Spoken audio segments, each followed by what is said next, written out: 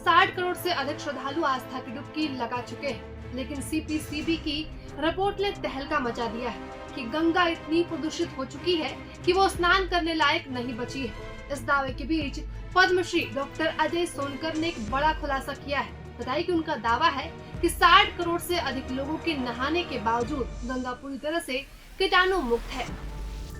चल रहा है और ये बड़ी अवधारणा बड़े तेजी से फैली है कि गंगा के जल में मल में जो बैक्टीरिया पाए जाते हैं वो है, उससे लोग बीमार पड़ रहे हैं वगैरह वगैरह। क्या कहेंगे? ये खबर मुझे भी मिली थी, तो मैं लगातार जब से कुंभ शुरू हुआ है जो है कुछ दिनों पर वाटर की सैंपलिंग कर रहा हूँ, कई घाटों पर जाकर के वहाँ से पानी का स्पेसिमेन ला करके लैब में टेस्ट कर रहा हूँ।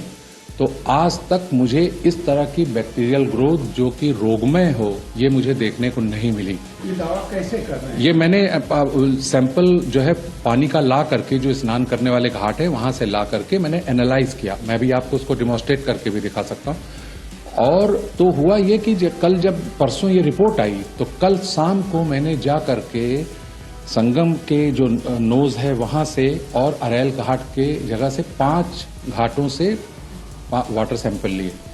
वहां पर मैंने ये पाया कि जब मैं 12 तारीख को पिछली बार जो है सैंपलिंग की थी तब से अब में पानी का स्तर बहुत गिरा हुआ था, बहुत नीचे था और गंदगी बहुत थी। मतलब पानी गहरा कम था, पानी का लेवल नीचे था और पानी में गंदगी बहुत थी। जैसे जूते चप्पल बहुत से दिख रहे थे, कपड़े दिख रहे थे, बहुत सारे फूल जो लोगों ने उसमें डिस्चार्ज किए हुए थे और बहुत घिन आ रही थी कि नाले जैसा रूप मुझे लग रहा था अरैल के कई घाटों पे।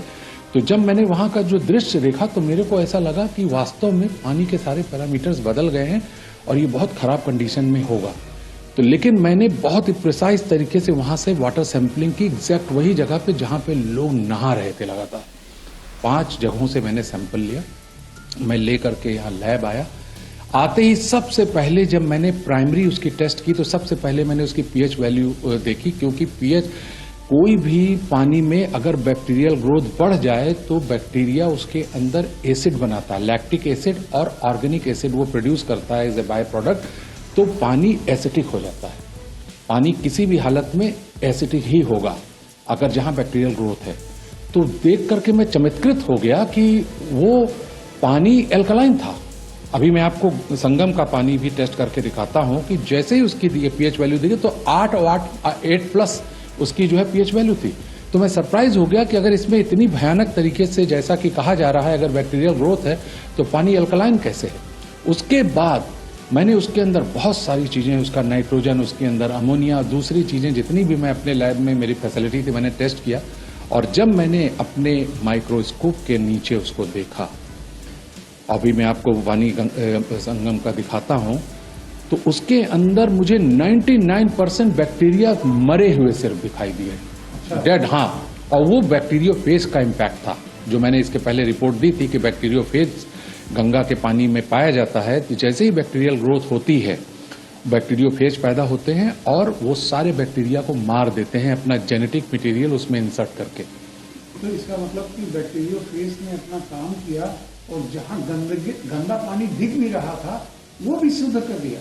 बिल्कुल, मतलब इसमें कोई दो राय नहीं है कि लाखों करोड़ों लोगों का पानी में प्रवेश करने से बहुत ही तीव्र, बहुत ही कम्प्रिहेंसिव बैक्टीरियल ग्रोथ हुई, लेकिन उसको तुरंत जो है बैक्टीरियोफेज ने कंट्रोल कर लिया लगातार। आप सोच के देखिए कि कुंभ शुरू होने से पहले भी सरकारी रिपोर्ट आई थी कि पानी आचमन योग्य और उसके जो है स्नान योग्य नहीं है, रोगकारी है। तो उसी समय मैंने वाटर सैंपलिंग की थी और मुझे ऐसे कोई अवयव उसमें नहीं मिले जिसको मैं कह दूं कि ये हेल्थ के लिए खतरनाक है। और आप इसका सबूत देखिए कि जो है 50 करोड़ से ज्यादा लोगों के स्नान करने की खबर है। इतने लोगों में से एक भी कोई ऐसा खबर आपको नहीं मिलेगी जो ये कह दे कि जो है मुझको पानी में नहाने से एलर्जी हो गई या वाटर बॉर्न डिसीज हो गई। और अगर ये बात जो रिपोर्ट में कही जा रही है कि ये रोगमय है, अगर ये सही होता तो आपके पूरे हिंदुस्तान के अस्पतालों में इस समय पैर रखने की जगह ना होती। लोग पूरे तरीके से वाटर बॉर्न डिसीज से जो है अस्पतालों में भरे होते खचाखच। प्रभातखबर.com, विश्वास वही, रफ्तार नहीं।